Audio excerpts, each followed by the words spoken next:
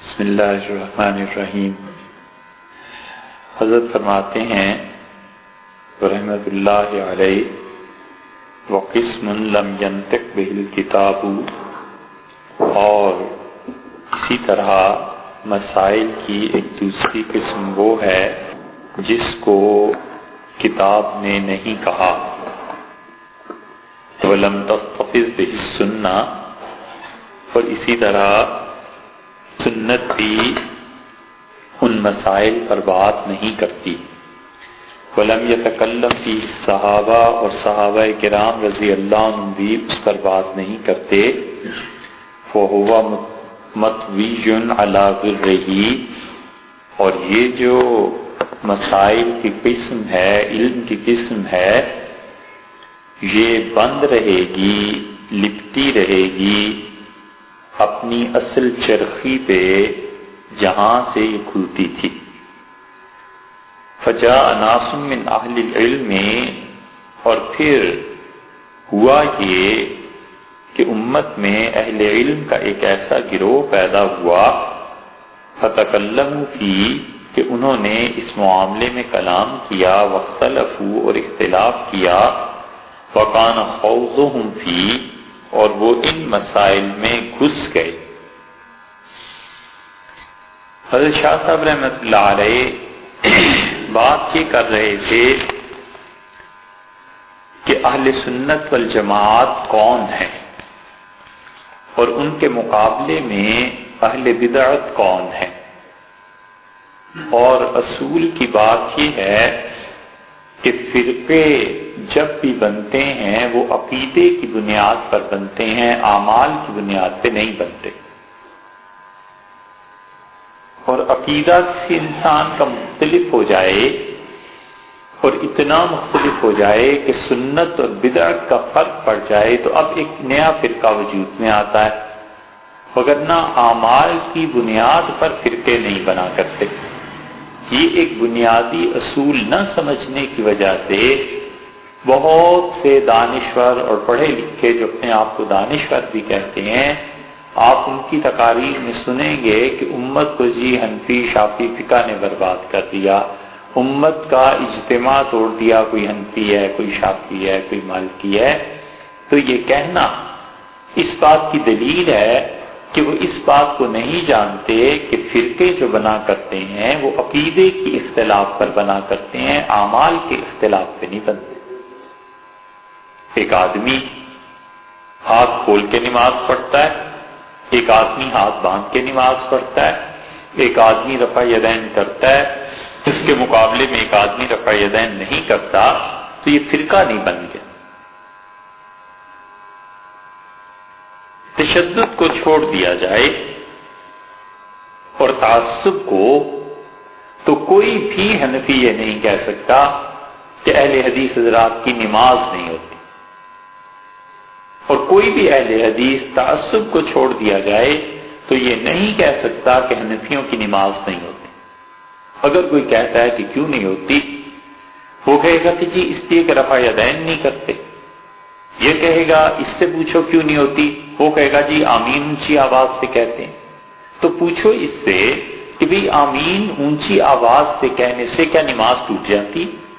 فرض واجب ہے، کیا ہے آخر اس کا درجہ؟ اور جو آمین اونچی آواز سے کہتا ہے اس سے پوچھئے کہ کیا یہ فرض ہے، واجب ہے، نماز کا کوئی رکن ہے، نماز کا کوئی ایسا حصہ ہے جس حصے کی وجہ سے نماز نہیں ہوتی، یہ کیسے فتویٰ دے دیا؟ اس کے پاس اس کا کوئی جواب نہیں۔ بہت زیادہ تیر مارا تو یہ کہہ دے کہ سنت موقدہ ہے۔ اول تو سنت موقدہ بھی نہیں، چلو مان لیا سنت موقدہ ہے، تو سنت موقدہ کے ترک سے کیا نماز ٹوٹ جاتی ہے؟ یہ اصول کہاں ہے؟ کہیں بھی نہیں۔ تو آپس کے اختلافات میں جتنے لوگ اس بات کو لاتے ہیں کہ حنفی شافعی اختلاف ہے، غلط بات کرتے ہیں۔ احناف اور شوافع اور امت کے چاروں ائمہ اربعہ کا اختلاف اس نے کسی فرقے کو نہیں بنایا۔ فرقے بنا کرتے ہیں ہمیشہ اس وقت جب اوپر سے عقیدے کا اختلاف آتا ہے، عقیدے کی اختلاف کی بنیاد پر امت میں 20 فرقے بنے اور مٹ گئے۔ ہمارے یہاں تو 3-4 فرقے ہیں، اس سے زیادہ ہے ہی نہیں۔ دیوبند کے حضرات 1، بریلی کے حضرات 2، جن کا انتصاب فقہ جعفریہ کی طرف ہے 3، اور اہل حدیث حضرات غیر مقلد حضرات و تقلید کو نہیں مانتے، 4 طبقے ہیں کل۔ اور امت میں یہ حال رہا ہے کہ ایک وقت میں 20 فرقے تھے اور بٹتے چلے گئے، اس لیے کہ عقیدے کی بنیاد پہ تھے۔ اور عقیدہ جو ہوتا ہے وہ کس بنیاد پر ثابت ہوتا ہے؟ اس کی بنیادیں 2 ہی ہوتی ہیں، یا تو قرآن کریم نے قطعی فیصلہ کر دیا ہو عقیدے کا یہ ہے چیز، اللہ تعالیٰ نے قطعی فیصلہ فرما دیا کہ لا الہ الا ہو، اللہ کے علاوہ کوئی خدا نہیں۔ اب اس کا انکار فرقہ نہیں بنائے گا بلکہ کفر میں لے جائے گا، معاذ اللہ مسلمانوں کا فرقہ نہیں بنے گا کوئی۔ ایک آدمی کہتا ہے میں خدا کو نہیں مانتا، ایک آدمی کہتا ہے 1 نہیں مانتا 2 مانتا، تو اس انسان کا جو کفر ہے اس کو مسلمانوں سے ہی نکال دے گا۔ تو عقیدہ جو بنا کرتا ہے وہ خدا کی کتاب پر یا پھر رسول اللہ صلی اللہ علیہ وسلم کی متواتر احادیث پر، اور حدیث کا تواتر، متواتر احادیث یہ 4 طرح کی ہوتی ہیں۔ اس کی تشریح پہلے بھی غالباً کہیں گزر چکی ہے، یا یہاں اس میں یا یہ کہ کہیں بہرحال گزر چکی ہے۔ تواتر کبھی ایسے ہوتا ہے کہ ایک نسل دوسری نسل سے لیتی آتی ہے چیزوں کو، چاہے حدیث ایک ہی ہو، لیکن ایک نسل نے اسے اپنا لیا، دوسری نسل نے لے لیا، تیسری نسل نے لے لیا، تو یہ تواتر چلا آتا ہے، اس کا انکار کفر ہے۔ ایک آدمی کہتا ہے کہ ہندو ہے، کہتا ہے کہ قرآن کریم میں دکھاؤ کہیں تمہاری نماز کا طریقہ کیا ہے، کلمہ کہاں لکھا ہے تمہارا پورا۔ یہ ہندو بہت سوال اٹھاتے تھے، اب بھی اٹھاتے ہیں، کہتے ہیں کہ قرآن میں کلمہ ہی نہیں ہے، ایک ٹکڑا کہیں ہے ایک ٹکڑا کہیں ہے۔ ہم کہتے ہیں تواتر کے ساتھ یہ جو چیز چلی آ رہی ہے کلمہ طیبہ، اس کا انکار خود کفر ہے۔ اسی طرح اور کسی محدثین نے لکھی ہیں، مگر مسئلہ یہ ہے کہ فرقہ اسلام میں بنے تو اس وقت بنے گا جب قرآن کریم کی احادیث کی کچھ اور تعویل کرے گا، توجیہ کرے۔ مثلا اس کی ایک مثال لے لیجیے، یہ تو مثال ہو گئی کہ لا الہ الا اللہ کے انکار سے مسلمانوں میں ہی نہیں رہے گا، کافر ہو جائے گا۔ امت میں فرقہ کیسے بنتا ہے؟ امت میں فرقہ ایسے بنتا ہے کہ ایک بات ہے اللہ تعالی نے فرما دی، حضور صلی اللہ علیہ وسلم نے کہہ دی، وہ یہ کہتا ہے کہ ان ساری حدیثوں پر نظر ڈالو تو یہ چیز ثابت ہوتی ہے، دوسرا گروہ کہتا ہے نہیں یہ چیز ثابت نہیں ہوتی۔ یہاں سے فرقہ بن گیا۔ مثلا احادیث کے پورے مجموعے پر لوگوں نے غور کیا، انہوں نے کہا جس کتاب کو حدیث کی اٹھا لو، سیدنا علی رضی اللہ عنہ کے فضائل بہت زیادہ ہیں، حضرت علی رضی اللہ عنہ کی تعریف میں احادیث بہت زیادہ ہیں، لہذا حضرت علی رضی اللہ عنہ سب سے افضل ہے۔ اس کے مقابلے میں کچھ اور لوگ تھے، انہوں نے کہا بات تمہاری درست ہے کہ سیدنا علی رضی اللہ عنہ کی فضیلت میں بہت احادیث ہیں، ہمیں اس سے انکار نہیں، لیکن جس وزن کی باتیں رسول اللہ صلی اللہ علیہ وسلم نے حضرت بکر رضی اللہ عنہ کے لیے کہی ہیں، اس وزن کی باتیں حضرت علی رضی اللہ عنہ کے لیے نہیں کہی۔ پھر انہوں نے کہا کہ صحابہ رضی اللہ عنہ کا اس بات پر اکٹھ اجماع اور جوڑ ہو گیا تھا، سب نے متفقہ طور پر طے کر لیا تھا کہ ابو بکر رضی اللہ عنہ سب سے افضل تھے۔ تو جب ان لوگوں نے خود طے کر لیا تھا، جو ایک ہی زمانے کے تھے، ایک ہی درس گاہ کے فیض یافتہ تھے، ایک ہی جگہ کے پڑھے ہوئے تھے، ایک ہی حضور صلی اللہ علیہ وسلم کی تربیت سے ان کی تربیت ہوئی تھی، تو جب وہ فیصلہ کر گئے تھے تو اب ہمیں کیا ضرورت ہے خام خواہ ان فیصلوں کو چھیڑنے؟ انہوں نے فیصلہ کر دیا تھا، تو اب یہ 2 رائے ہو گئی، نتیجہ اس کا یہ نکلا کہ یہ 2 گروہ بن گئے، یہ دونوں گروہ امت ہی میں شمار ہوتے ہیں، یہ نہیں ہے، اس لیے کفر اسلام کا مسئلہ ہی نہیں۔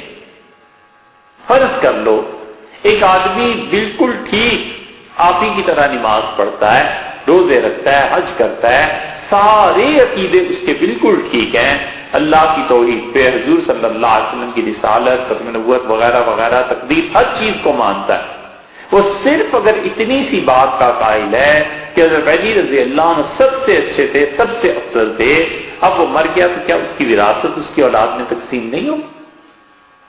کیا اسے مسلمانوں کے قبرستان میں دفن نہیں کریں گے؟ اس کا جنازہ نہیں پڑھیں گے؟ سب پڑھیں گے۔ کوئی بڑے سے بڑا مفتی بھی نہیں کہہ سکتا کہ یہ آدمی کافر ہے، اس لیے کہ اس نے صرف اہل سنت والجماعت کے ایک درجے کے اس عقیدے سے انکار کیا یا اس عقیدے کے خلاف چلا جو عقیدہ جو تھا کفر اور اسلام کی بنیاد نہیں تھی۔ کفر اور اسلام کی بنیاد تو جب ہوتی جب رسول اللہ صلی اللہ علیہ وسلم کی رسالت کا انکار کرتا، قیامت کا انکار کرتا، اللہ کا انکار کرتا، توحید کا انکار کرتا۔ تو اس طرح یہ طبقے بنا کرتے ہیں۔ شاہ صاحب رحمۃ اللہ علیہ نے کہا کہ من ہم اہل سنہ، اہل سنت کون ہے؟ تو پھر انہوں نے اہل سنت کی تشریح کی جو پچھلی کئی نشستوں میں ہوئی۔ شاہ صاحب رحمۃ اللہ علیہ نے اب دوسری طرف رجوع کیا اور وہ کہتے ہیں، اور یہ بحث ہے بہت مشکل، خاص طور پہ اس کی جو ابتدائی چیزیں ہیں یہ بہت مشکل، اللہ ہی کی توفیق سے بیان کرنا ہے۔ شاہ صاحب رحمۃ اللہ علیہ دوسری قسم لگاتے ہیں اور وہ کہتے ہیں کہ امت میں فرقے بنتے کیسے ہیں، بنے کیسے، اور علم کی تقسیم کیسے ہوئی۔ سب سے بڑھیا علم، سب سے مضبوط علم اور سب سے سچا علم اللہ سے بڑھ کے کوئی علم والا نہیں۔ حتیٰ کہ پوری دنیا مل کر جس چیز کو کہے کہ یہ ہے اور اللہ کہہ دے نہیں ہے تو اللہ ہی کا کہنا درست ہے، دنیا کا کہنا درست ہے۔ نبی کہہ دے کہ یہ کام ہے اور اللہ کہہ دے نہیں ہے تو اللہ ہی کا کہنا درست ہے۔ آپ کہیں گے نبی کیسے کہہ دے گا؟ حضرت نوح علیہ السلام نے کہا اپنے بیٹے کے متعلق کہ انہ من اہلی، اللہ یہ میرے گھر والوں میں سے، یہی کہا۔ اور نوح علیہ السلام کا بیٹا تھا، قرآن نے خود بھی بتایا، کوئی انکار نہیں کر سکتا اس بات کا۔ حضرت نوح علیہ السلام جھوٹ نہیں بولتے، معاذ اللہ، انبیاء علیہ السلام میں بڑے درجے کے نبی تھے اور اللہ نے کہہ دیا کہ لیس من اہلک، یہ آپ کے خاندان میں سے ہی نہیں۔ اب ادھر بات مانو تو ادھر کیا ہوتا ہے اور ادھر مانو تو ادھر کیا ہوتا ہے۔ اللہ نے کہہ دیا آپ کا بیٹا ہی نہیں۔ سب نے کہا اللہ بالکل آپ کی بات سچی ہے۔ تو ایک ہے کہ ہم کہیں کہ اللہ تعالیٰ سچ بولتا ہے اور ایک ہے کہ ہم یہ کہیں کہ اللہ ہی سچ بولتا ہے۔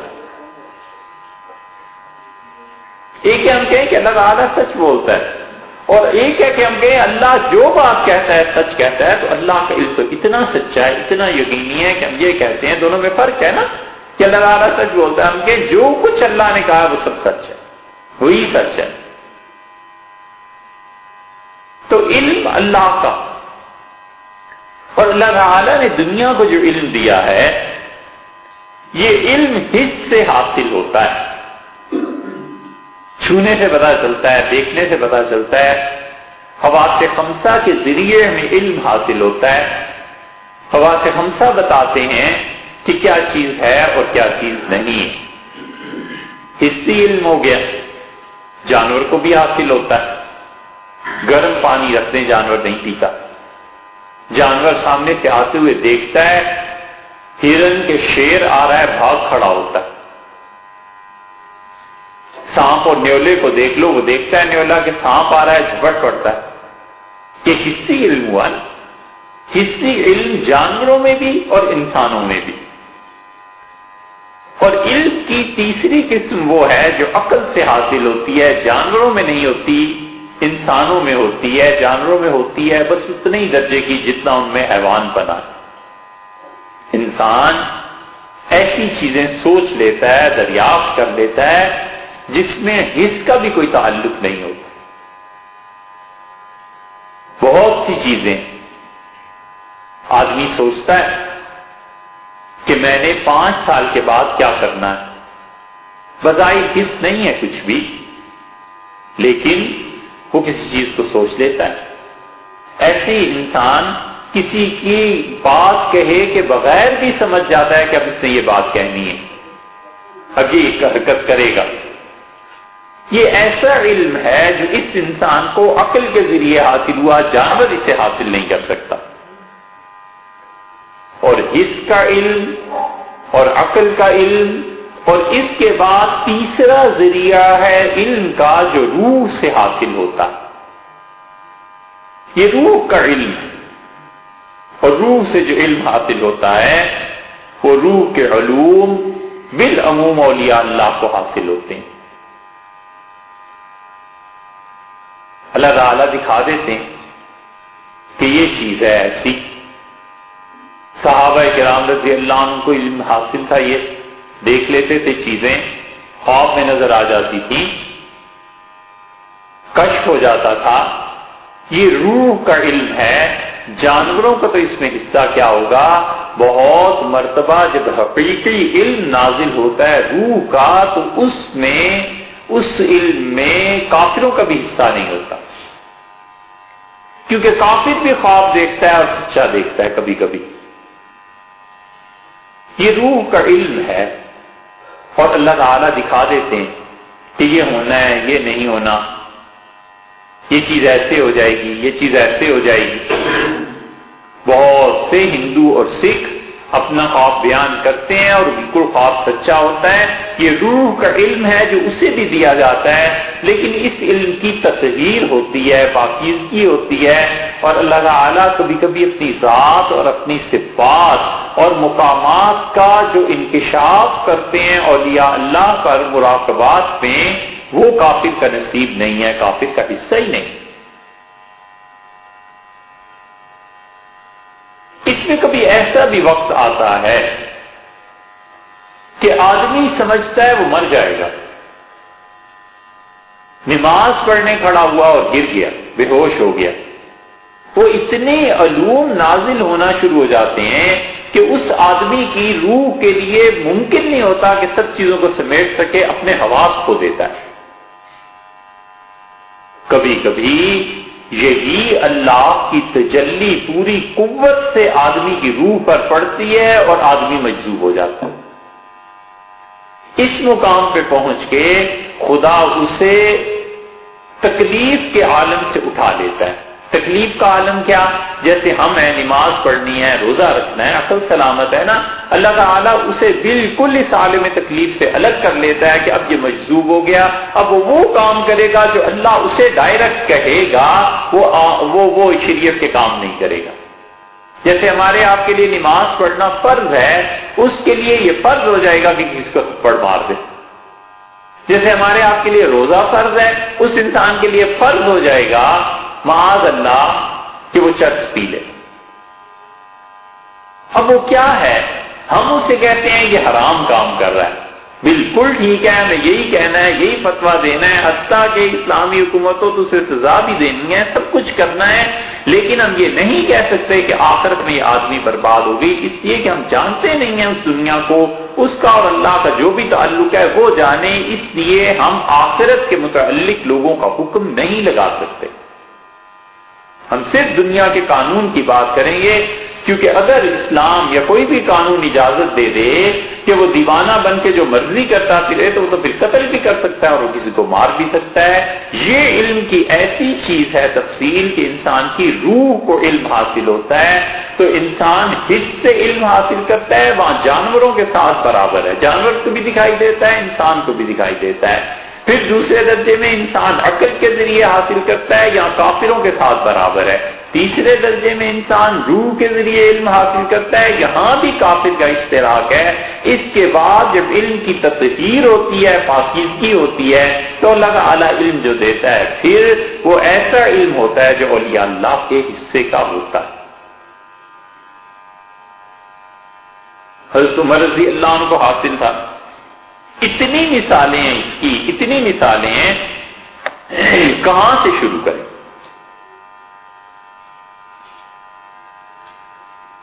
حضرت ابوبکر رضی اللہ عنہ سے ایک آدمی نے کہا کہ میں نے دیکھا ہے دجال آ گیا۔ تو حضرت ابوبکر رضی اللہ عنہ نے کہا کہ تمہارا دین کمزور پڑ جائے گا۔ اس نے کہا کچھ عرصے کے بعد کہ بالکل ایسے ہی۔ یہ علم ایسا تھا جو اللہ نے حضرت ابوبکر رضی اللہ عنہ کو دیا تھا، خواب کی صحیح تعبیر تک پہنچے۔ ایک آدمی نے آ کے عرض کیا کہ حضرت میں نے خواب میں دیکھا کہ ایک رسی اتری، زنجیر اتری ہے آسمان سے، اور اس سے میرے دونوں ہاتھ باندھ دیے، اور پھر میں چلا ہوں اور ایک ویران زمین میں چلا گیا، اور میں نے مڑ کے جو دیکھا تو آپ ایسی زمین پہ کھڑے تھے جو سرسبز۔ حضرت ابوبکر رضی اللہ عنہ کا میرے ہاتھ تو نہیں بندھے تھے، اس سے کہا نہ، فرمایا میں تو تمہارے ساتھ اس زمین میں نہیں گیا، اس سے کہا نہیں۔ تو حضرت ابوبکر رضی اللہ عنہ نے کہا کہ اس کا مطلب یہ ہے کہ تم جو اس زمین میں چلے گئے تو اسلام میں تھے، کفر میں چلے جاؤ، اور اللہ کے دین کے بارے میں جو تمہیں شرح صدر تھا یہ سب چیزیں ختم ہو جائیں گی۔ خدا کا احسان ہے کہ اس سے مجھے اس زمین میں رکھا جہاں گھاس تھی، سبز تھی، یعنی میں اسلام میں رہوں گا۔ خود حضرت عمر رضی اللہ عنہ کے سامنے ایک آدمی آیا، اس نے کہا میں نے عجیب خواب دیکھا ہے۔ فرمایا کیا ہوا؟ اس نے کہا کہ حضرت میں نے دیکھا ہے کہ سورج اور چاند آپس میں لڑ رہے ہیں۔ تو حضرت عمر رضی اللہ عنہ کا تم کدھر تھے؟ اس نے کہا میں چاند کے ساتھ تھا۔ تو حضرت عمر رضی اللہ عنہ نے فرمایا میں نے تمہیں نوکری دی تھی ایک جگہ۔ اس نے کہا جی میں کر رہا ہوں۔ فرمایا بس آئندہ سے وہ نوکری نہیں کرنی، کوئی اور کام کرو، اپنا ذاتی پرائیویٹ اپنا کوئی چیز شروع کرو، نجی، اور سرکار کے ساتھ تم نہیں رہ سکتے، حکومت کے ملازم نہیں رہ سکتے۔ لوگ حیران ہوئے، انہوں نے کہا امیر المومنین یہ کیسے؟ تو انہوں نے کہا کہ دیکھو اللہ نے قرآن میں کہا ہے کہ اللہ نے سورج اور چاند دونوں کو نشانیاں بنایا ہے۔ سورج دلیل ہے دن کی اور رات کی دلیل چاند ہے، رات کی نشانی چاند ہے، اور اللہ نے فرمایا فمحونا آیت اللیل، رات کی نشانی کو ہم ختم کر دیا کرتے ہیں۔ تو اس کا مطلب ہے کہ یہ ایسے گروہ، ایسے لوگوں کے ساتھ ہوگا جو لوگ زیادہ صحیح نہیں ہوں گے۔ تو میں نہیں کہتا کہ ہمارے ساتھ رہے، ہماری حکومت میں رہے، ہم تو صحیح لوگوں کے ساتھ ہی رہنا چاہتے ہیں اور رکھنا چاہتے ہیں، اس لیے میں نے اسے ہٹا دیا۔ صحابہ رضی اللہ عنہ کہتے تھے ہم حضرت عمر رضی اللہ عنہ کی فراست پہ بڑا حیران ہوئے، مگر اس خواب کی تعبیر اس وقت سامنے آئی جب حضرت علی رضی اللہ عنہ نے اسے اپنے لشکر میں بلایا، اور یہ حضرت علی رضی اللہ عنہ کو چھوڑ کے معاویہ رضی اللہ عنہ کی طرف چلا گیا۔ کہاں کی بات تھی، کب جا کر پوری ہوئی؟ اور یہ اہل سنت والجماعت کا عقیدہ ہے کہ سیدنا علی رضی اللہ عنہ جو تھے وہ حضرت علی رضی اللہ عنہ حضرت معاویہ رضی اللہ عنہ کے مقابلے میں زیادہ حق پر۔ یہ چیزیں ایسے ہی ہوتی کہ روح کو علم حاصل ہوتا ہے، اور روح کے علوم اور عقلی علوم اور حسی علوم ان تینوں کو جمع کرنا، روح کا علم بھی، احساس حواس خمسہ 5 سینسز سے جو علم حاصل ہوتا ہے یہ بھی، اور عقلاً جو کچھ انسان سوچتا اور جس مقام تک پہنچتا ہے، نبی کا علم ان تینوں کے علاوہ ایک الگ ہی علم ہوتا ہے، اس کے علم کو ان چیزوں سے کوئی تعلق نہیں۔ نبی کے علوم اتنے بلند ہوتے ہیں،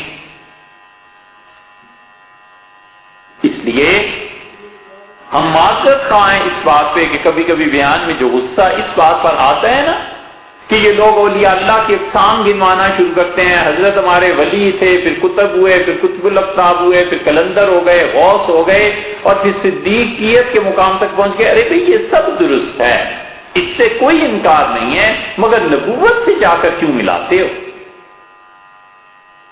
سنت حضور صلی اللہ علیہ وسلم کی ہے، یہ کہنا کہ ہمارے شیخ کی سنت یہ ہے، ہمارے حضرت کی سنت یہ ہے، سبحان اللہ، کل کو یہ بھی کہنے لگو کہ ہمارے حضرت کے اصحاب یہ کہتے تھے، پھر حضرت کی اہلیہ کے لیے بھی ام المومنین کا لفظ اختیار کر دیا جائے، معاذ اللہ، یہ سب کیا ہے؟ یہ جتنی چیزیں شریعت سے ثابت ہیں ان کو ان کے اصل مقام تک رہنے دینا چاہیے۔ ان اصطلاحات کو غیروں کے لیے استعمال کرنا یہ گمراہی کی چیزیں، مرزائی یہی تو کرتے ہیں، ہمارا ان کا کیا جھگڑا ہے؟ ہم کہتے ہیں اپنے آپ کو مسلمان نہ کہو، معاذ اللہ، مرزا غلام احمد قادیانی کو نبی مانتے ہو، خدا مانو، جاؤ جہنم میں جو مرضی کرو، یہ نہ کہو کہ تم مسلمان ہو، بس اتنا جھگڑا ہے اور کچھ نہیں، جاؤ۔ بہائی اچھے رہے، باب اللہ نے نبوت کا دعویٰ کیا، جب علماء نے اس کے خلاف تحریک چلائی تو اس نے کہا جی میرا اسلام سے کوئی تعلق ہی نہیں، ہم مسلمان ہیں ہی، ہم بہائی، اب دنیا میں رہتے ہیں پھرتے ہیں، مسلمانوں کو ان سے کیا، سب جانتے ہیں یہی ہے، مرزائی جو شریعت کی اصطلاحات کو استعمال کرتے ہیں، ہم کہتے ہیں یہ نہ کرو، اس سے نقصان یہ ہو جاتا ہے کہ جیسے کوئی آدمی مارکیٹ میں سور کا گوشت لٹکا دے معاذ اللہ، اور وہ کہے کہ گائے کا گوشت ہے تو لوگ سور کا گوشت کھا لیں گے گائے کے دھوکے میں، بس یہ ہے چیز۔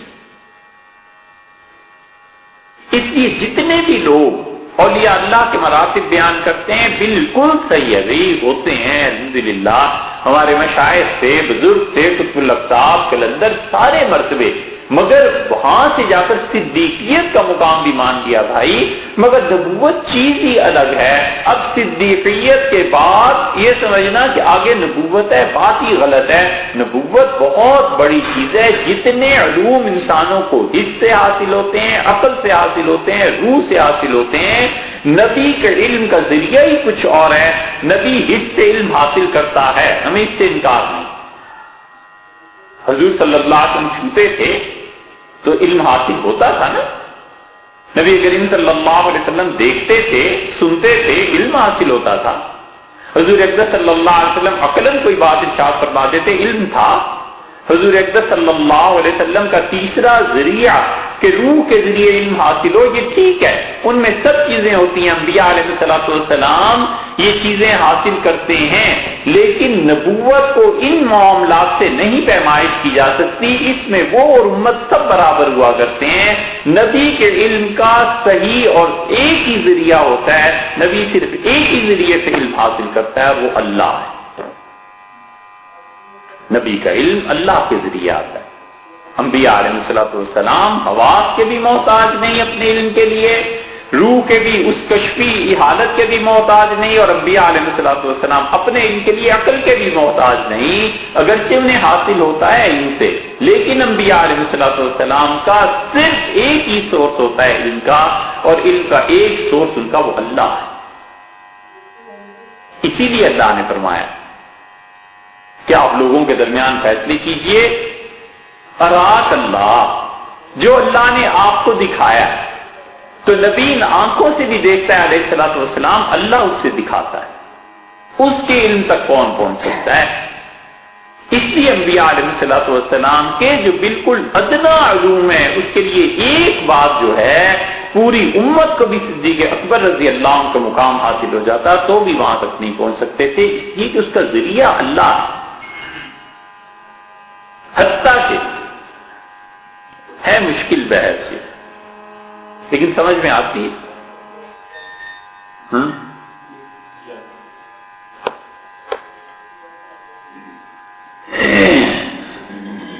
حتیٰ کہ دیکھو بدیہی مشاہدہ 100% جس چیز کا یقین ہو، یہ بھی نبی کے علم کے مقابلے میں جب آتا ہے تو نبی کا علم زیادہ قابل اعتبار ہوتا ہے۔ انبیاء علیہ الصلوۃ والسلام اپنے علم پر زیادہ اعتماد کرتے ہیں بنسبت اس مشاہدے کے جو بدیہی طور پر ہو رہا۔ بدیہی مشاہدہ کیا؟ جیسے کسی سے کو کہیں کہ بجلی کو پکڑ لو، تو یقینی بات ہے وہ مر جائے گا۔ اگر نبی کہے کہ اسے پکڑ لو تو نبی کی بات میں زیادہ وزن ہے، نہیں مرے گا، اس لیے کہ نبی کا علم اللہ سے آ رہا ہے نا۔ تو اللہ تعالیٰ نے گویا کہ نبی علیہ الصلوۃ والسلام سے کہا کہ بجلی کو پکڑ لو، انہیں فرض کر لو، کسی نبی کے زمانے میں یہ ہوتی اور وہ پکڑ لیتے، نہیں انتقال ہوتا، اس لیے کہ بدیہی مشاہدہ پوری دنیا کا یہی ہے کہ مر جائے گا، مگر نبی کا علم جو ہوتا ہے وہ مشاہدے کو بھی کاٹ دیتا ہے۔ دنیا پوری جو مشاہدے اور عقل سے کام لے کے کہتی ہے کہ تباہی ہو جائے گی، بربادی ہو جائے گی، نبی کہتا ہے کچھ نہیں ہوگا، اور واقعی کچھ نہیں ہوگا، اس لیے کہ علم کا ذریعہ اللہ۔ اس کی مثالیں دیں، اس کی مثال دیکھو، اللہ تعالیٰ نے جب علم دیا تو پورے لوگ کہہ رہے ہیں حضرت موسیٰ علیہ السلام بڑھتے چلے جا رہے ہیں، چلتے چلے جا رہے ہیں، چلتے چلے جا رہے ہیں، اور آگے بحیرہ کلزم، اور وہ سب کہتے ہیں انا لمدرکون، موسیٰ مارے گئے، پکڑے جائیں گے علیہ السلام۔ یہ فرعون کی فوج ہے، پیچھے سمندر ہے، راستہ نہیں ہے، پکڑے جائیں گے۔ قال کلا ان معی ربی، انہوں نے کہا ہرگز نہیں پکڑے جائیں گے، اللہ ہمارے ساتھ۔ مشاہدہ کہہ رہا ہے کہ مارے گئے، نبی کا علم کہتا ہے نہیں مارے گئے، غلبہ اسی کی بات کو ہوا۔ یقینی بات ہے کہ پانی میں جس چیز کو پھینکا جائے ڈوب جائے گی۔ اللہ تعالی نے ایک عورت سے کہہ دیا کہ صندوق بناؤ اور اس میں بچے کو ڈالو اور بچے کو پھر دریا کے حوالے کر دو، یا خود عدو لی وعدو اللہ، اسے وہ نکال لے گا جو میرا بھی دشمن ہے اور اس کا بھی دشمن ہے۔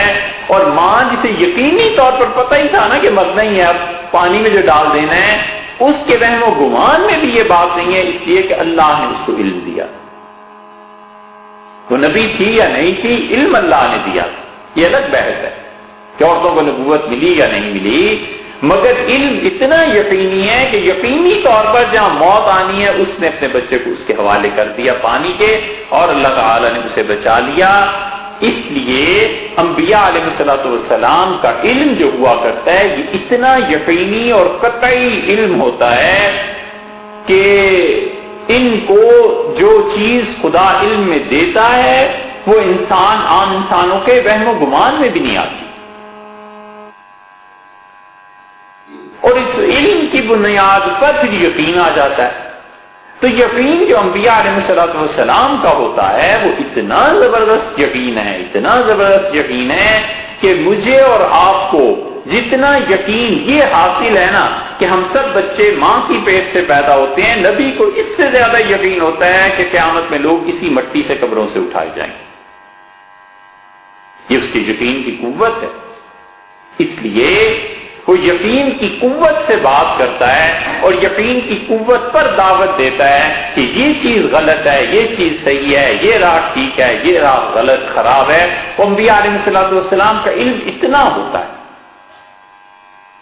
تو جب نبوت کے علم کے متعلق اب بات آ گئی تو جو چیز ہم دیکھنے میں آنکھ کے محتاج اور جو علم حاصل کرنے کے لیے اہل عقل کے محتاج، اور جو چیز حاصل کرنے کے لیے اہل کشف کے محتاج ہوتے ہیں، اس سے بھی بڑا علم اللہ نبیوں کو دیتا ہے، کیونکہ نبی کے علم کا واحد ذریعہ اللہ ہی ہے۔ اللہ اپنے علم سے براہ راست انہیں دیتا ہے۔ اسی لیے انبیاء علیہ السلام کے جتنے کام ہیں یہ اللہ ہی کے لیے ہوتے ہیں۔ ان صلاتی ونسکی ومحیایا ومماتی للہ، اور آپ یہ کہہ دیجئے لوگوں سے کہ میری زندگی، میری موت، میرا قربانی کا دینا، یہ سب کی سب چیزیں اللہ کے لیے۔ ایک بات اور عرض کریں کہ جس کی ایک چیز اللہ کی راہ میں کام آ جائے وہ زندہ ہے، اور جو کل کا کل اللہ ہی کے لیے وہ زندہ نہ ہو، ہے کوئی عقل کی بات؟ اللہ تعالیٰ نے فرمایا وَلَا تَقُولُوا لِمَن يُقْتَلُ فِي سَبِيلِ اللَّهِ أَمْوَاتٌ، اور جو آدمی اللہ کی راہ میں شہید ہو جائے اسے تم مردہ نہ کہو۔ ایک ہے مردہ اور ایک ہے اللہ کی راہ میں مردہ، دونوں میں فرق ہے نا۔ اللہ نے قید لگا دی کہ مرنے والے کو مردہ کہنا نہ کہنا یہ الگ الگ بات ہے، لیکن دیکھو جو ہماری راہ میں شہید ہوا ہے اسے تم مردہ نہیں کہو گے۔ ڈاکٹر کہتا ہے کہ ٹھنڈا پانی نہ استعمال کریں۔ اب آپ گھر پہنچے اور آپ نے جا کے کہا مجھے پانی پلا دو، تو کوئی کہے کہ جی آپ کو تو پانی سے ڈاکٹر نے منع کیا تھا، تو آپ کہیں گے بھائی ٹھنڈے سے منع کیا تھا، ٹھنڈے پانی سے قید لگائی تھی ٹھنڈک کی، مطلقاً پانی سے منع نہیں کیا کہ پانی نہ پیوں۔ یہی بات ہے۔ ماں کہتی ہے انا کو، دایا کو، کسی کو کہ میرے بچے کو گرم نہ کھلانا، وہ سرے سے کھلائی نہ، بچہ رو رہا ہے، تو وہ کہتی ہے کہ میں نے تمہیں کہا تھا گرم نہ کھلانا، یہ تھوڑا ہی کہا تھا کہ کھانا ہی نہ کھلانا۔ اللہ نے ایک چیز کی قید لگائی، فرمایا جو ہماری راہ میں مارا جائے اسے، وہ شہید ہے لہذا اسے مردہ نہ کہو۔ تو ایک جان جس نے اللہ کی راہ میں دی اسے مردہ نہ کہو، اور جس نے کل زندگی ساری کی ساری اللہ کو دے دی، وہ وفات کے بعد وہ مردہ ہے، وہ زندہ نہیں ہے کوئی عقل کی بات؟ اس لیے ہمارے ہاں جو پہلی دراڑ پڑی جس مسئلے پہ، وہ اسی کو کہ انبیاء علیہ الصلوۃ والسلام کے علم کی نوعیت ہی الگ ہے، لوگوں نے اسے نہیں سمجھا، اور نبوت کا مقام ہی الگ ہے۔ حضرت شاہ صاحب رحمت اللہ علیہ یہاں دوسری قسم کے علوم کا بیان کرتے ہیں۔ دیکھا علم کی قسمیں ہو گئی نا۔ اب کتاب و سنت میں جو علوم آئے ہیں، کتاب نے فیصلہ کر دیا، سنت نے فیصلہ کر دیا، ایک طرف بات ہو گئی۔ کچھ چیزیں ایسی ہیں جن پر کتاب و سنت نے کوئی فیصلہ نہیں کیا، کوئی واضح چیز نہیں ہے۔ شاہ صاحب رحمت اللہ علیہ اب اس قسم کا بیان کرتے ہیں اور کہتے ہیں وقسم، اور ایک ایسی قسم بھی علم کی ہے، لم ينطق به الكتاب ولم تستفز به السنة ولم يتكلم فيه الصحابة وهو مطوي على غره فجاء ناس من اهل العلم فتكلموا فيه واختلفوا وكان خوضهم فيه۔ اور علم کی ایک قسم ایسی ہے جس کے متعلق اللہ کی کتاب نے کوئی فیصلہ نہیں دیا، حضور صلی اللہ علیہ وسلم کی سنت نے بھی کوئی فیصلہ نہیں دیا۔ اس کا مطلب ہے کہ وہاں علم نہ اللہ سے آیا اور وہاں پر علم نہ حضور صلی اللہ علیہ وسلم سے آیا، اور نہ اس میں صحابہ کرام رضی اللہ عنہ نے دخل دیا۔ یہ بہت بڑی بات ہے جو شاہ صاحب رحمت اللہ نے یہاں لکھی ہے۔ اس کا مطلب یہ ہے کہ ہمارے لیے صحابہ کرام رضی اللہ عنہ کا کسی مسئلے پر بولنا اور فیصلہ کر دینا اور اس کے متعلق کوئی کلام کرنا، یہ دلیل ہے دین کی۔ اگر یہ دلیل نہ ہوتی تو شاہ صاحب کتاب و سنت کے بعد صحابہ رضی اللہ عنہ کا ذکر نہ کرتے۔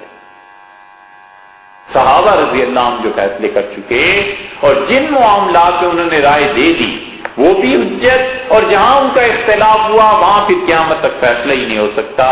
دونوں طرف صحابہ کرام رضی اللہ عنہ میں اب قطعی فیصلہ نہیں ہو سکتا۔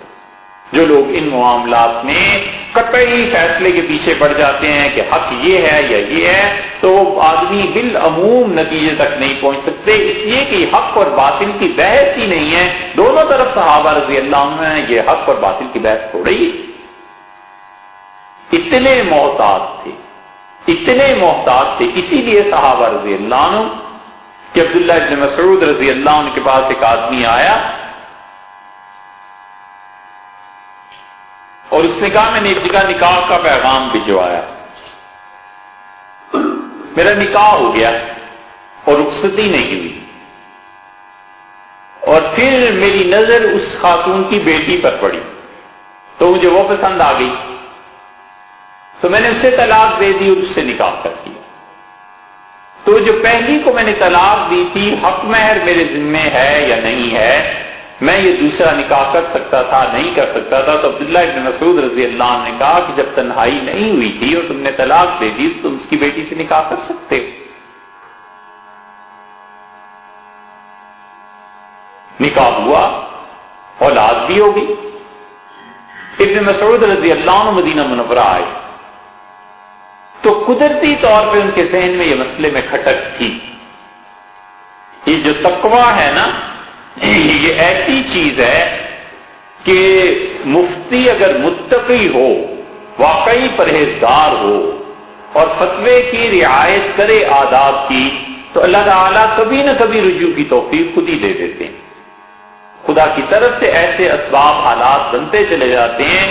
اللہ کو تو معلوم ہوتا ہے کہ اس نے جو فتویٰ دیا تھا یہ میرے خوف اور علم اور ساری شرائط پورے ہونے کے بعد دیا تھا، اللہ تعالیٰ اسے اس پہ قائم نہیں رہنے دیتا۔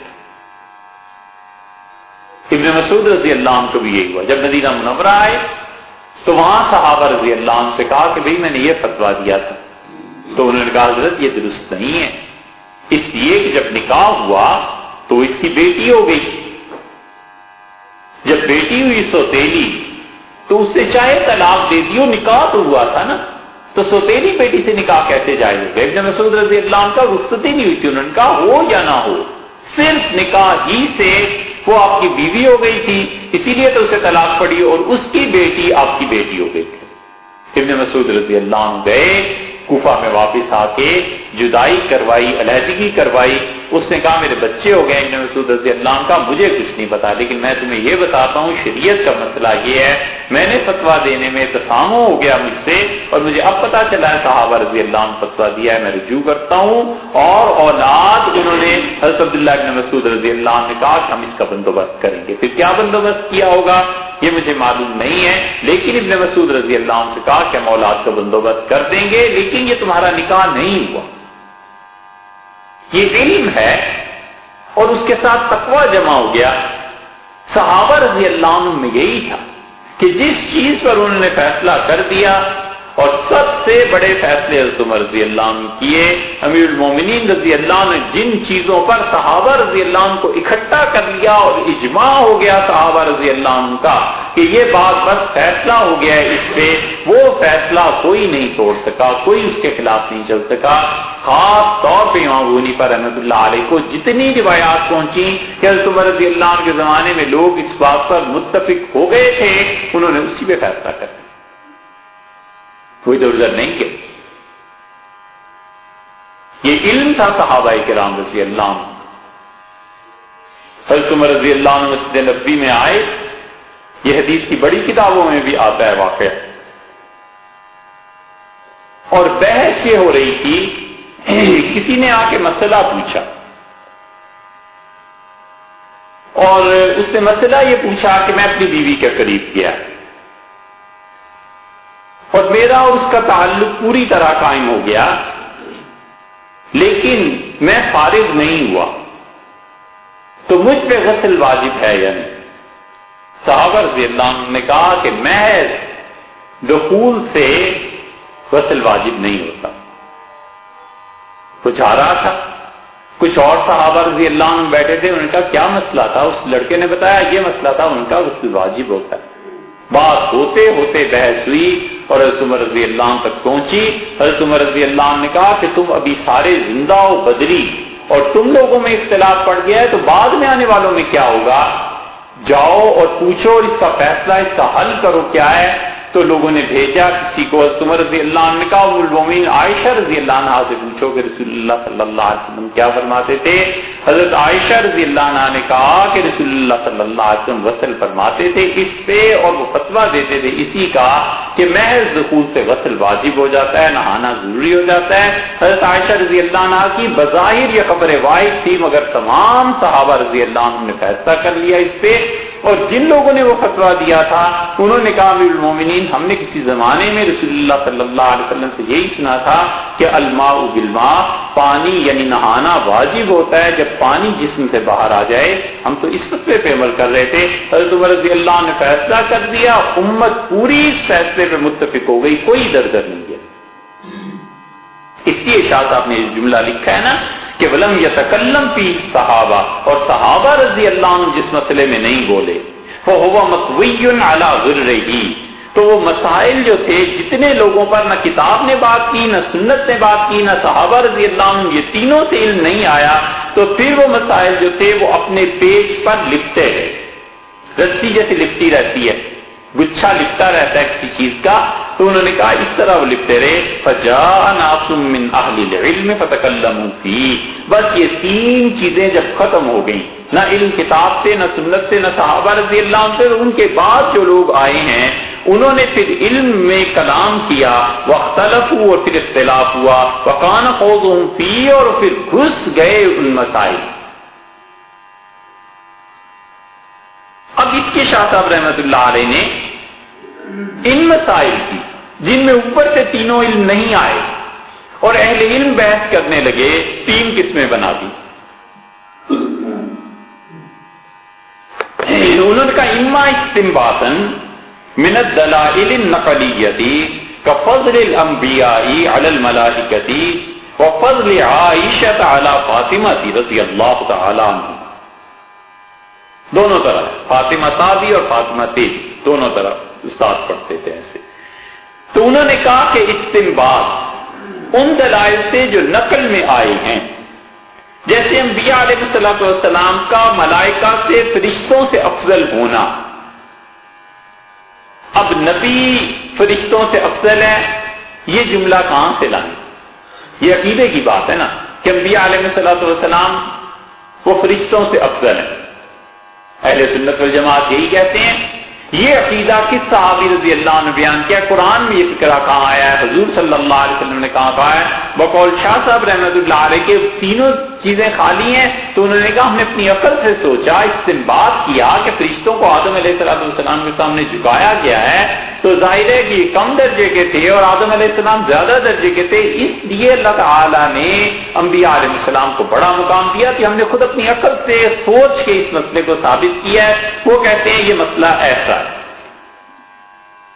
اور دوسرا، حضرت عائشہ رضی اللہ عنہا کا حضرت فاطمہ رضی اللہ عنہا سے افضل ہونا نہ ہونا یہ کیا ہے؟ اس پہ ہے بحث کہ امت میں سب سے افضل کون ہے. مگر بات یہ ہے، اس پہ ہم پھر انشاءاللہ ان دونوں مسئلوں پہ بات کریں گے. فی الحال تو اس عبارت پہ بات ذرا سی یہ بات ہے کہ افضلیت کا معیار کیا ہے.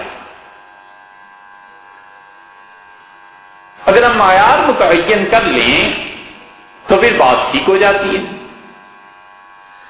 کوئی قاعدہ پیمانہ مقرر کر لیں کہ افضل ہونے کا، بہتر ہونے کا معیار یہ ہے. اب جو اس معیار پہ پورا اترتا ہے اس معیار کو مان لیا جائے. ٹھیک یہی مسئلہ پیش آ جاتا ہے کبھی کبھی لوگوں کو کہ حضرت علی اور حضرت بکر رضی اللہ عنہ دونوں میں سے افضل کون ہے. اہل سنت والجماعت تو فارغ ہو گئی اس مسئلے سے. انہوں نے کہا صاف بات یہ ہے کہ حضرت علی رضی اللہ عنہ افضل ہیں. تو یہ ایسی چیزیں، حضرت بکر رضی اللہ عنہ افضل ہیں حضرت علی رضی اللہ عنہ کی نسبت سے. جس ترتیب سے اللہ نے خلافت دی ہے اسی ترتیب سے ان کی افضلیت ہے. لیکن پھر بھی کتابوں میں علمی طور پر لوگ بحث کرتے ہیں، اس پہ بھی بحث کرتے ہیں کہ حضرت عائشہ رضی اللہ عنہ افضل ہیں یا حضرت فاطمہ رضی اللہ عنہ افضل ہیں. افضلیت کا معیار کیا ہے؟ امام ابو حنیفہ رحمۃ اللہ علیہ ایسے ہی مسائل کے بارے میں اجتہادی طور پر آراء دیا کرتے تھے. اور امام صاحب رحمۃ اللہ علیہ کسی نے پوچھا تھا کہ حضرت یہ جو حضرت معاویہ اور حضرت علی رضی اللہ عنہ کی جنگ ہوئی تھی، یہ جو معاملہ تھا اگر آپ ہوتے تو کہاں ہوتے؟ انہوں نے کہا اگر میں ہوتا تو حضرت علی رضی اللہ عنہ کے جھنڈے کے نیچے ہوتے. یہ سارے عقائد کی کتابوں میں مل جائیں گے حضرت علی رضی اللہ عنہ کے فکر. ابراہیم نخعی رحمۃ اللہ علیہ سے پوچھا گیا. ابراہیم نخعی رحمۃ اللہ علیہ نے کہا کہ ہم ہوتے تو سیدنا علی رضی اللہ عنہ کے ساتھ ہوتے.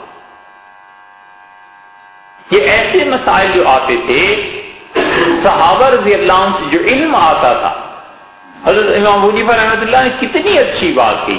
انہوں نے کہا کہ اگر علی اور معاویہ رضی اللہ عنہ کے درمیان یہ چیزیں نہ ہوتی تو ہمیں تو پتہ ہی نہ چلتا کہ اسلامی حکومت کے خلاف اگر بغاوت ہو جائے تو پھر باغیوں کے ساتھ کیا سلوک ہونا چاہیے. بہت زبردست بات تھی. انہوں نے فرمایا مجھے تو مسائل کا پتہ ہی نہ چلتا. اگر یہ بغاوت نہ ہوتی حضرت علی رضی اللہ عنہ کے خلاف اور یہ معاملہ نہ پیش آتا تو ہمیں تو نہ پتہ چلتا. مسائل کا پتہ اس وقت چلا اور سیدنا علی رضی اللہ عنہ کا علم اور ان کا تقوی اور رسول اللہ صلی اللہ علیہ وسلم کی تربیت اس وقت سامنے آئی ہے. یہ غور کرنے کی بات ہے کہ ہم لوگوں کو جب علمی اختلاف ہوتا ہے ایک دوسرے سے تو ہم کس حد تک گر جاتے ہیں. یہ ہے رسول اللہ صلی اللہ علیہ وسلم کی تربیت کا نتیجہ کہ وہ لوگ آئے جو خلاف لڑ رہے تھے دوسری طرف صحابہ رضی اللہ عنہ کے، تو انہوں نے حضرت علی رضی اللہ عنہ سے کہا، انہوں نے کہا علی آپ ان لوگوں کے جنازہ پڑھا رہے ہیں، آپ ہمیں اجازت دیں ہم ان کا مال تقسیم کریں، ان کی عورتوں کو باندیاں بنائیں. پھر انہوں نے کہا امیر المومنین کہ یہ لوگ کافر نہیں ہیں. یعنی اس آدمی کے ذہن میں یہ تھا کہ جو حضرت علی رضی اللہ عنہ کی مخالفت کر رہا ہے یہ کافر ہے. حضرت علی رضی اللہ عنہ سے تو تربیت ہوئی بھی تھی نا، باب العلم تھے، علم کا دروازہ تھے. ابن تیمیہ رحمۃ اللہ علیہ نے چونکہ ان میں کچھ اثر پایا جاتا ہے اس چیز کا، انہوں نے خام خواہ اس حدیث کے متعلق لکھ دیا کہ یہ حدیث موضوع ہے ترجمان السنہ میں. اور یحییٰ ابن معین رحمۃ اللہ علیہ وغیرہ کی روایت ہے. اور دوسری جگہ اسی ترجمان السنہ میں جا کے آگے ایک جگہ لکھ دیا کہ یحییٰ رحمۃ اللہ علیہ کی روایت کو تو کوئی چیلنج کر ہی نہیں سکتا. منہاج السنہ ہم نے کیا کہا؟ منہاج السنہ، منہاج السنۃ النبویہ.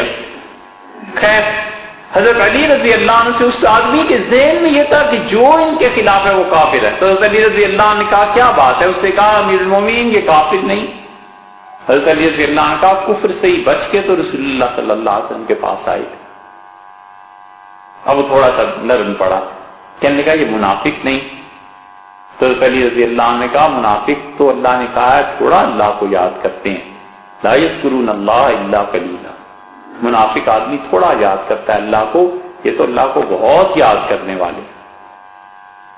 بڑا پریشان. اب اس سے نیچے مسلمانوں کا درجہ تھا, کیا کہتا, کہنے لگا پھر یہ کون ہے؟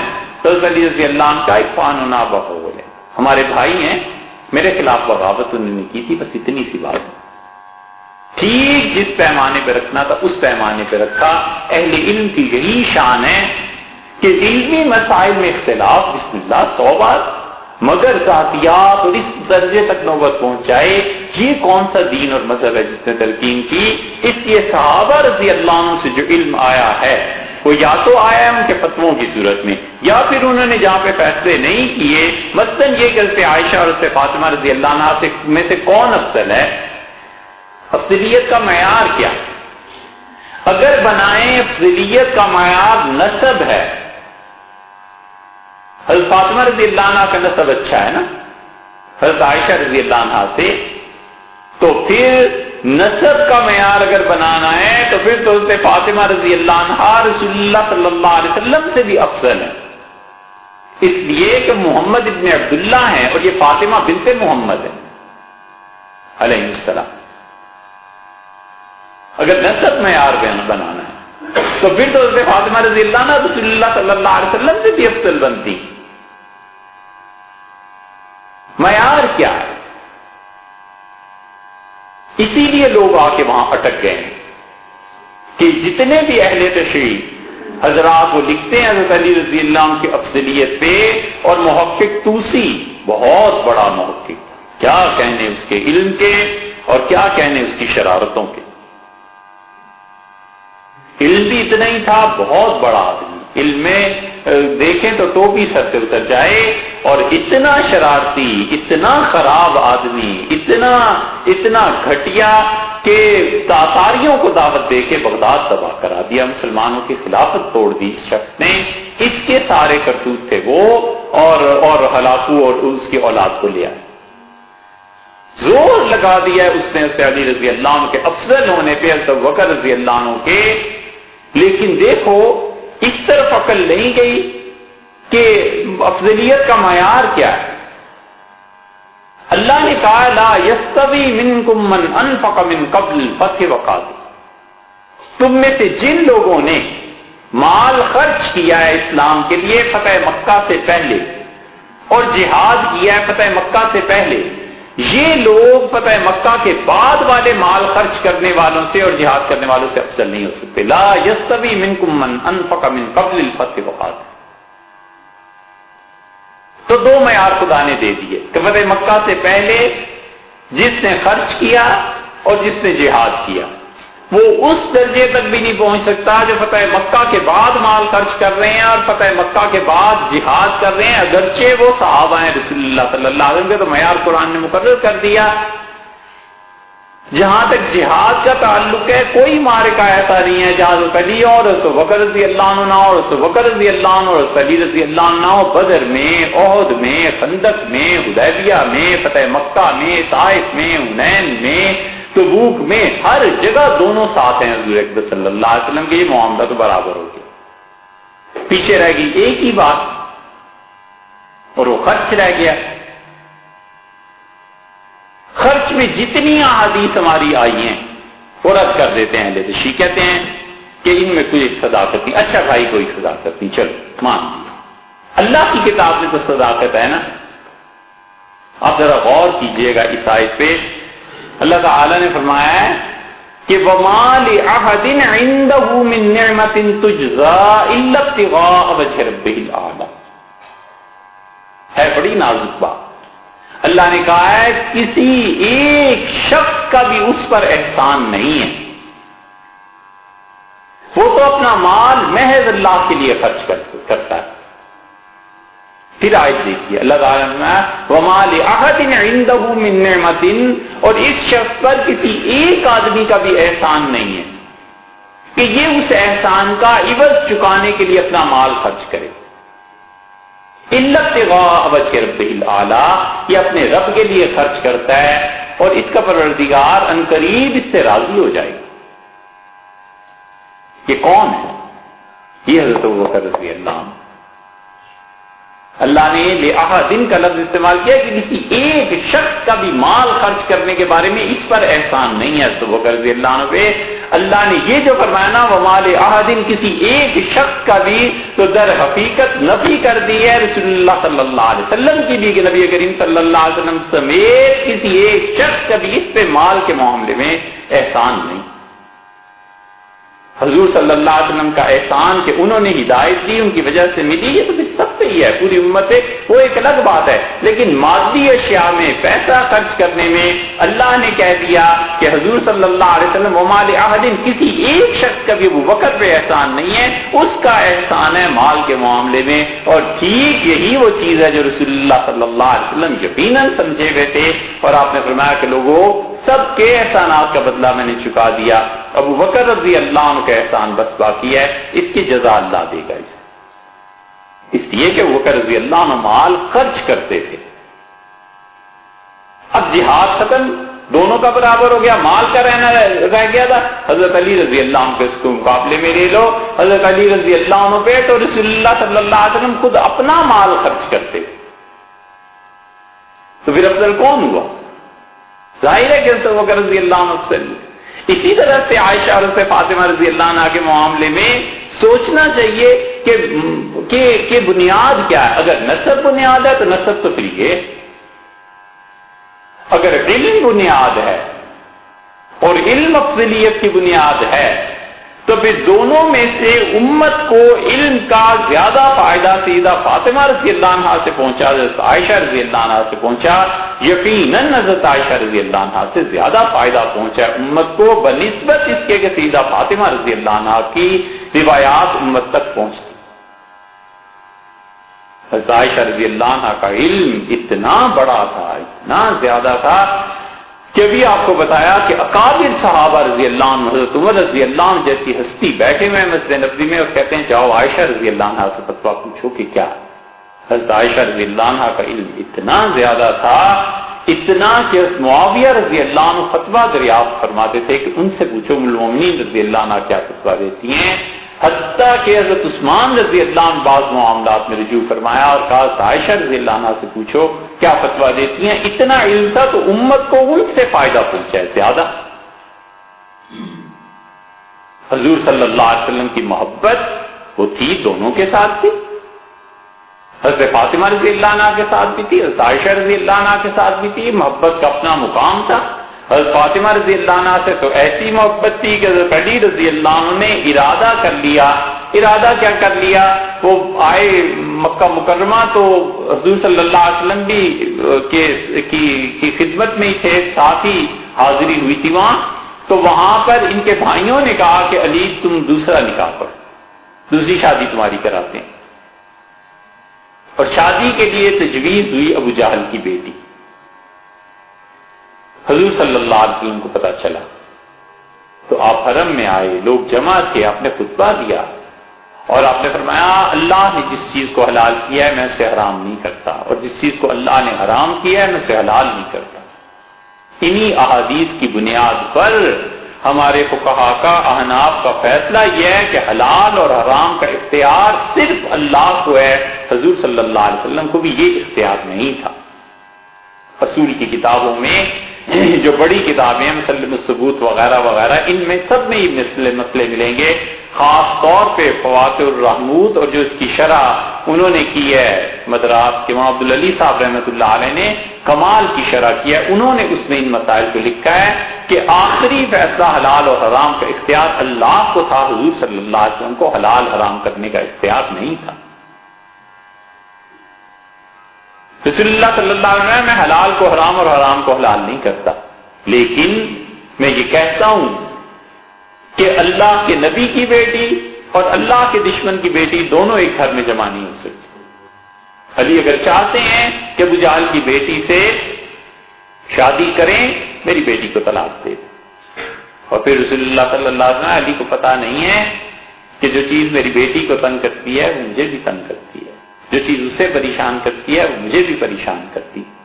رسول اللہ صلی اللہ علیہ وسلم کا تعلق اور محبت یہاں ایسا تھا، حضرت عائشہ رضی اللہ عنہ کے ساتھ جو تعلق تھا، امہات المومنین میں سے کسی نے کہہ دیا حضور صلی اللہ علیہ وسلم سے کوئی بات، تو رسول اللہ صلی اللہ علیہ وسلم عائشہ کے بارے میں کچھ بات مت کہو، اللہ کی قسم اس عورت کا حال یہ ہے کہ میں اس کے لحاف میں لیٹا ہوا ہوتا ہوں اور خدا کی وحی نازل ہوتی ہے، وہ اتنی اچھی۔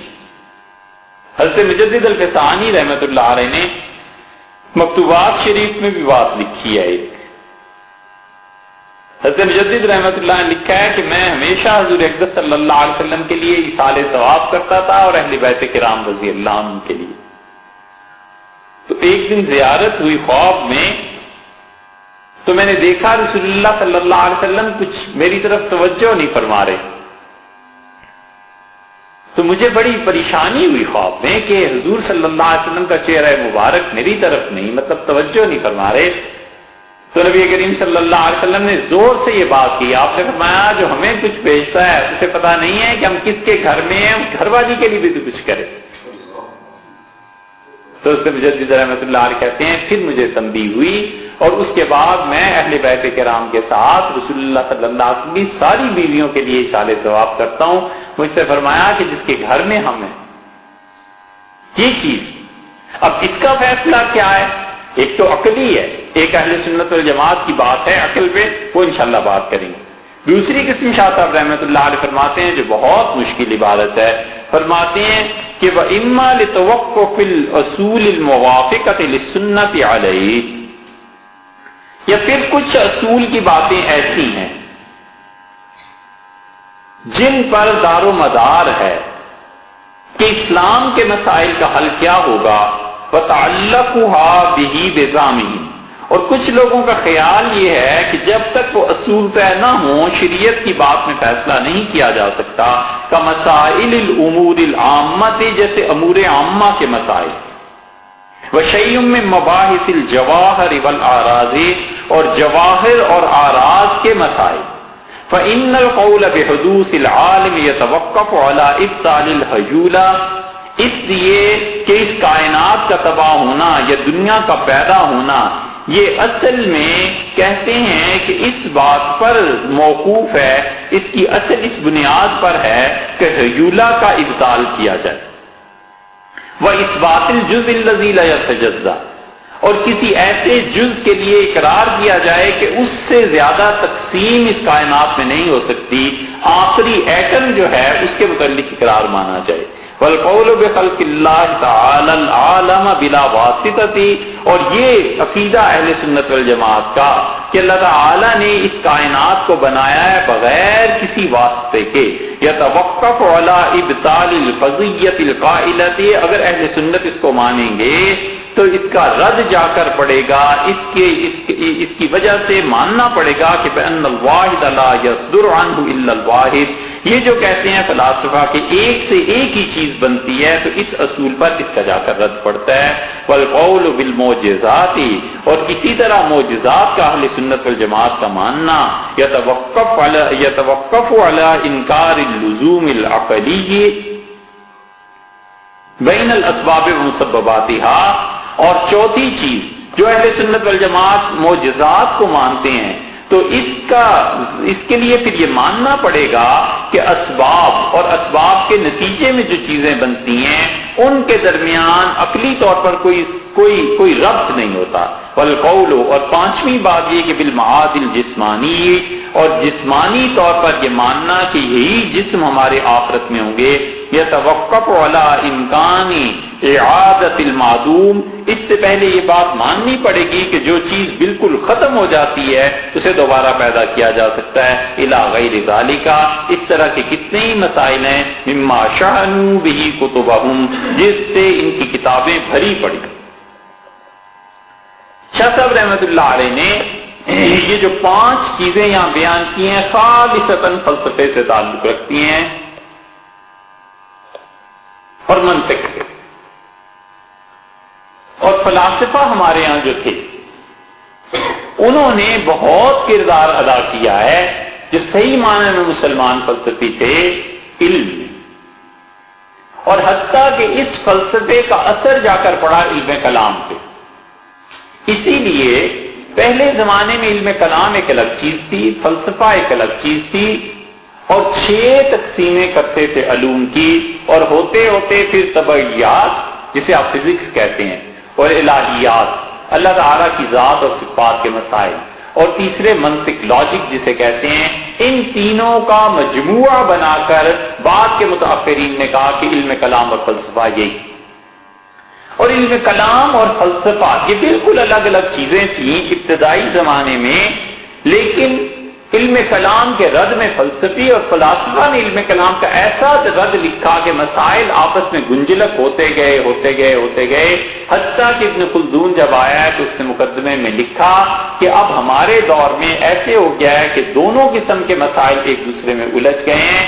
اور پھر اسی پہ محقق دبانی تھے، انہوں نے کام کیا رحمت اللہ علیہ، اور محقق توسی تھے، اس نے کام کیا. اور توسی جو تھا یہ 5 واسطوں سے جا کر ملتا تھا ابو علی سینا سے، اور ابو علی سینا جو تھا اس کا فلسفہ اشارات خاص طور پہ جو اس نے لکھی ہے، اس وقت مسلمانوں میں یہ جو لوگ پڑھے لکھے ہوتے تھے تو یہ فلسفہ بھی پڑھتے تھے، اس کے ساتھ ساتھ طب بھی پڑھتے تھے. طب، فلسفہ، فزکس، طبیعیات، الہیات، علم کلام، تو یہ ساری چیزیں ایک آدمی کو آتی تھی. ابو علی سینا کا تعلق آگے جا کے چلتا ہے ملتا ہے فارابی سے، اور فارابی اس نے تعلیم جو حاصل کی تھی عیسائیوں سے، اور ان کا سلسلہ جا کے ملتا تھا ارسطو سے. اگرچہ وہ سلسلہ فارابی سے لے کے ارسطو تک متصل ماننا بڑا مشکل ہے، مگر فارابی سے لے کر ہم تک سلسلہ یہ متصل ہے. اور یہ ساری فلسفے کی مباحث ہیں. اور پھر یہ ابطال حیولہ جو ہے یہ ایسی بحث ہے کہ اس کے آگے چل کے اس میں فرد بن جاتا ہے، ایک آدمی کی بحث ہے، فرد کی بحث ہے، نوع کی بحث ہے. اور وہ نوع کی بحث ایسی ہے جہاں پر پہنچ کے شیخ الاسلام ابن تیمیہ رحمت اللہ علیہ جیسے آدمی کو ٹھوکر لگی ہے، اور وہ نوع کو قدیم مانتے ہیں. اور یہ بڑی بعید بات ہے کہ ہم اللہ کے علاوہ کسی چیز کے لیے اس کے قائلوں کے وہ شروع سے تھی اور ہمیشہ رہے گی. یہ 5 مسائل ہیں ایسے جس کے لیے فلسفہ اور اس کی اصطلاحات اور یہ چیزیں ہیں کہ انشاءاللہ آئندہ کسی وقت درس کریں.